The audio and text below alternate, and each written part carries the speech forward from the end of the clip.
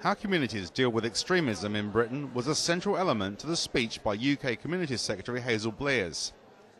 She did not mince her words on the issue. Now, this is a difficult conversation. Talking about violent extremism doesn't come easily to any of us. It is laden with potential traps, clouded with emotion, confused by contested terminology, ignorance and prejudice. But George Orwell, in Politics and the English Language, warned us against using confusion over words and their meanings as the excuse for what he called political quietism.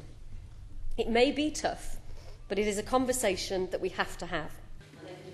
She also spoke about the need to correct misunderstandings and assumptions. The academics, scholars and imams that I meet to discuss these issues tell me that the message of Islam is one of peace. And the followers of Islam that I meet oppose the single narrative promulgated by Al-Qaeda. They certainly oppose violence. And indeed, the overwhelming majority are proud of their faith and their nationality. They see no conflict or contradiction between being British and being Muslim. And they're an integral part of the economic, social and cultural life of their neighbourhood and of this country, giving the lie by their very nature to the ideas of division and difference that lie at the heart of the extremist ideology. The fact is that violent extremists will try and step in where young people in search of guidance can't get it elsewhere. They will use religious language, religious texts and passages. They'll seek to get a foothold in mosques and madrasas in order to spread their messages, and they will exploit international events such as the war in Iraq or the conflicts on Israel's borders to inflame opinion and to reinforce the sense of grievance. Now, when I'm asked why does the Labour government spend so much money as part of the prevent strand of our contest counter-terrorism strategy on mainstream and moderate Muslim groups, the answer is not because we think Muslims are violent extremists, but instead it is because we know that violent extremists prey upon Muslims, and especially young people, and so Muslim communities are a vital part of the solution.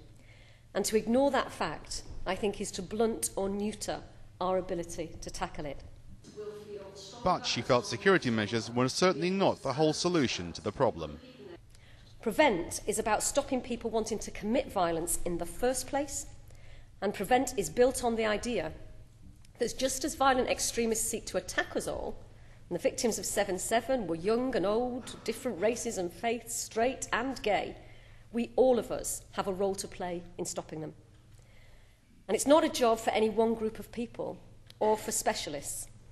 It's about the stay-at-home mum, the taxi driver, the dinner lady, the neighbour, the student, all of whose decisions and actions contribute towards making an environment where violent extremism can flourish or falter. We all have a responsibility to have an open and honest debate about these issues and to stand up against hatred and intolerance.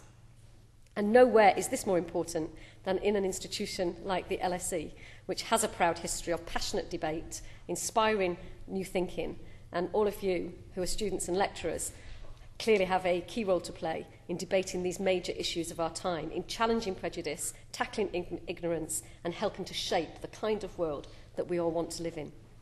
Now, Prevent is designed to empower communities so that they can spot when people may be at risk of being groomed by terrorists. They can give support and encouragement to the men and women who do want to stand up for the values of tolerance and respect, and to equip them with the skills and the confidence to take on the ideology promoted by the violent extremists.